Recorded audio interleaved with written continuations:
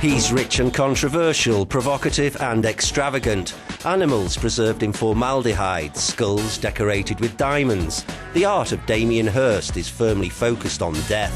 As well as the work, there's the money. No freezing garret for Hurst. The man who grew up in Leeds has a smart business skull and he's used it.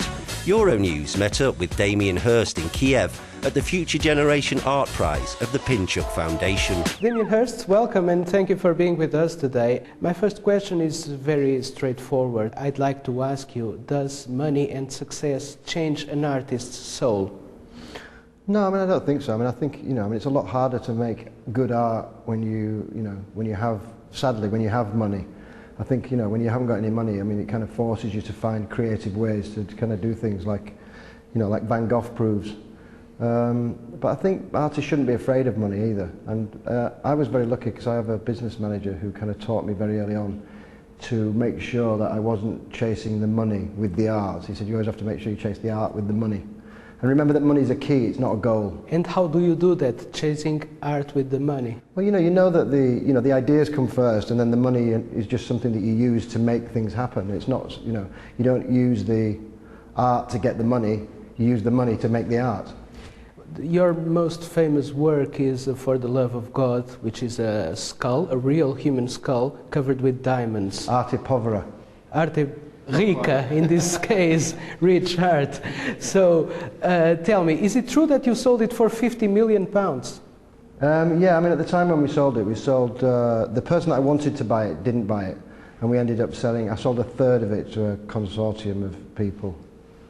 Because there has been some controversy that it's not true, that it wasn't sold, that you took part in the controversy. No, I didn't sell all of it. I sold the White Cube owned 10%, my gallery, and then a consortium bought a third, and I own the rest. Okay. So I sold a third of it. And you confirm it's the most expensive ever work sold by a living artist? I don't know. That's what I read. Sure. Really? I'm not sure. I don't know. I don't really know about what other things there are. It's definitely up there. Okay. And why this name, For the Love of God? Are you a religious person? Well, in England, For the Love of God is two things. It means what it says, for the love of God, like you make something for the love of God. But it also is like an exclamation, like, for the love of God! Like if you do something wrong, your mother would say that. If you break a plate, your mother would say, for the love of God, why did you do that? So I think it has kind of, it's iconic, but it's ironic. It has both the meanings. And death is a recurrent theme in your work. Are you afraid of dying, or is it just a fascination you have? I'm looking forward to it. Really? No. No, I think everybody is, Samuel Beckett said a great thing about death, where he said, death doesn't require us to make a day free, which I love that quote, because it just, it's the unknown quality. Means that it's difficult to plan or to create anything, because you just never know, do you? But I think I was taught, especially when I was younger, to face things you can't avoid, and I think death is one of the things that you can't avoid. So I think rather than not talk about it, I think you need to face it, because it must be normal in some way. But nobody likes it.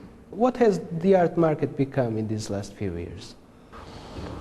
Well, I think like all markets change. It's healthier, I think, now. Like I was saying before, it's like as an artist, if everybody's buying everything you make, and then selling it, it's like it's not keeping still. It's being bought and resold and bought and resold, and you're making lots of money. You can start to believe that you're something you're not. Whereas I think it's much healthier. As an artist, you don't want art that's moving all over the place. You want it to. The ideal thing is somebody buys it and puts it on their wall and it stays on the wall. Whereas I had lots of people who, nobody was keeping any paintings. They were selling them, in that market, in that craziness. People were buying paintings to sell, and everybody became an art dealer and everybody was selling it, and it became, I want people, when I do dot paintings, I want people to look at the dots, but lots of people were seeing dollar signs. And that's not really art. But I think it's great that art can survive in any market, and I think that's the most important thing. You are here in Kiev, in Ukraine, for this Future Generation Prize. We are making this interview close to works of one of the contendants.